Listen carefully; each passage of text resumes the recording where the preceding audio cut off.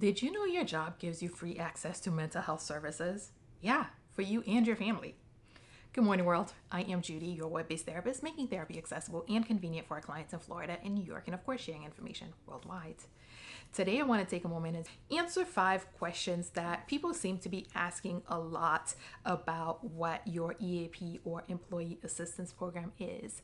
But before I get into it, I want to take a moment and say if you are subscribed, thank you so much for being a part of our awesome world. If you're not yet subscribed, please take a moment and click the subscribe button below so you can join all this awesomeness. And remember to tick the bell so you are notified when I post new videos so you don't miss anything.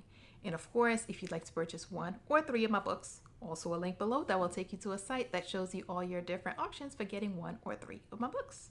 All right, let me get back. The first question people generally ask is, what is EAP or how does it work? The EAP or Employee Assistance Program is a service that your employer pays for. It usually is administered through a health insurance program, whether it's your insurance is Cigna or your insurance is Aetna.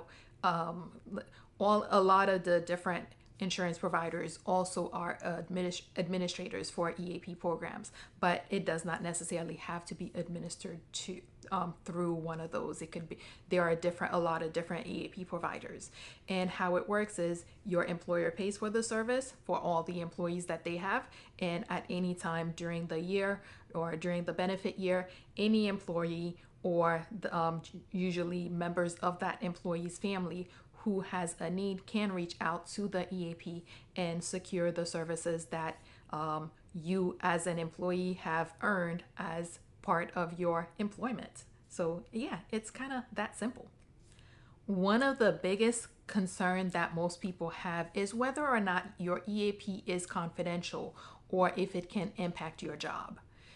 EAP is confidential. Generally, when you reach out to the EAP, they send you a list of providers who are part of the network that you can see, and you go and you see them the same way that you do with your health insurance. And that's one of the things I often recommend for people to do when you are selecting an EAP provider is to select the provider who also accepts your insurance, so that after you've used up your EAP benefits, if you want to continue, you can just switch over to using your insurance.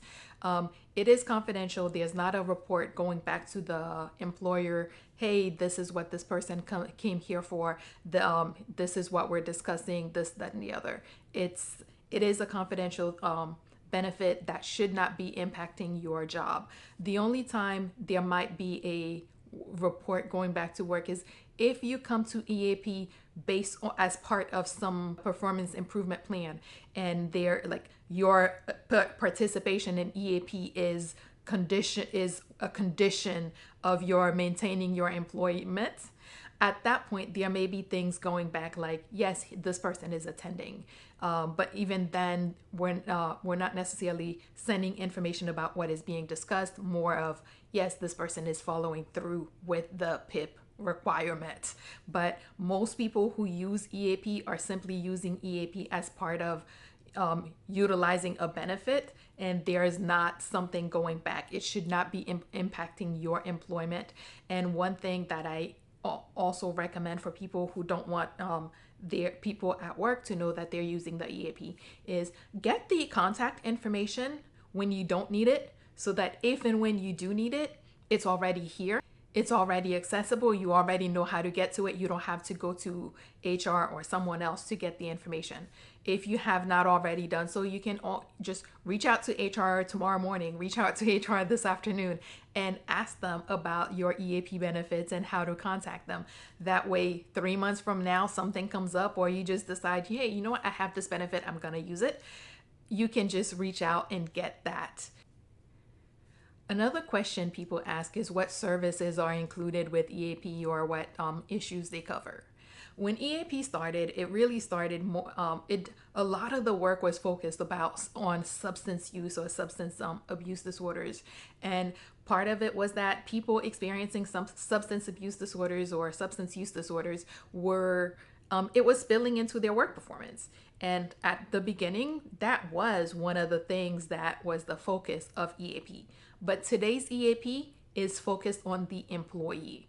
It's focused on whatever issues the employee has a need to have addressed, which is why it extends to your family, because when something's going on with your family, it impacts you as an employee. So yeah, your EAP covers you, your spouse, and your children generally. It depends on the EAP package that your job has. For I've seen it where it covers anyone in the household, which extends to siblings and cousins if they are part of your household. So it really varies by company and by package, whatever the package that particular company has secured. The best way to know the benefits that your EAP covers, or who is covered by your EAP, is to reach out to the EAP provider and ask those questions. And if you've talked to HR, or when at orientation they talked about it, you just didn't remember. Look through your orientation information. You may be able to find the EAP information there, or ask HR. There's often in the back room, if you're in a physical office, there's often places on site that the information is posted. You can find it there too. But easiest way, ask HR. It will tell you, the EAP provider will be able to tell you what specific services are covered. Generally, it covers mental health services where you get access to a therapist for a certain number of sessions, where you utilize those sessions, and then afterwards, like I always tell people, switch over to your insurance. As far as what you can address, it generally covers anything that is of concern to you as the employee or to your family member who is utilizing it. The limits, more often, it doesn't cover crisis stuff. For instance, if someone needed to be hospitalized for a mental health issue, that usually would not be covered by EAP. You would have to go straight to your insurance for that. But other things where you're going to see a therapist once a week, maybe every other week, or however frequently you choose to do it, those things would normally be covered under EAP. The best way to know specifically what is covered with your EAP is to reach out to the EAP provider and find out. The cost to use your EAP is not your cost. Whether you have 6 sessions, I've seen, which on average, I've seen about 3 sessions on the lower end, and on the higher end, I've seen where more than 10 sessions per, and it could be 10 sessions per year, or 10 sessions per incident, or since it depends on the package that your employer has. Reaching out to your EAP, you'll be able to find out what benefits or what the limits are. Yeah, my intention was to just do a quick overview, and I hope I have done that. So let's do a quick recap.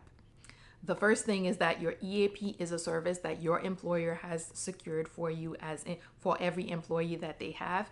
The employer pays for it, and any employee, and sometimes employee's family, it has access to it and can use it. It works by you reaching out and saying, hey, I am interested in the service, and that's about, yeah. It is a confidential service, and it should not impact your job. And if you don't want people to know that you're reaching out to them, the best way to do it is to get the number ahead of time before you need it, so you don't have to ask anyone when you do need it. Generally, the services that are include mental health services. Different EAPs will have different additional things that they cover. So when you reach out to your EAP provider, you can ask what other benefits they offer. But one of the ones that consistently they do cover is mental health services. Who is eligible? Generally, the employee, as well as the employee's immediate family, meaning your the spouse and children, but sometimes it could expand to more. So again, ask the EAP provider. The cost is something that your employer pays for. It's whether everyone uses it or nobody uses it, the employer still has to pay for it. So the cost is not passed on to you. Once you have used all your EAP benefits, or whatever sessions they offer, you can switch over to using your insurance, and then you would end up paying your copay. But to use their EAP services, there's really no cost to you. As always, if you or someone you know happens to be going through something that's more than you can handle, please remember that there are professionals like myself who are available, able, and willing to help, and are even providing remote services who can assist with whatever you may have going on. So please figure out who those people are in your community so that if you need to, you can reach out and get the help that you need. And that is all we have for today. Good morning, world. Have an awesome day.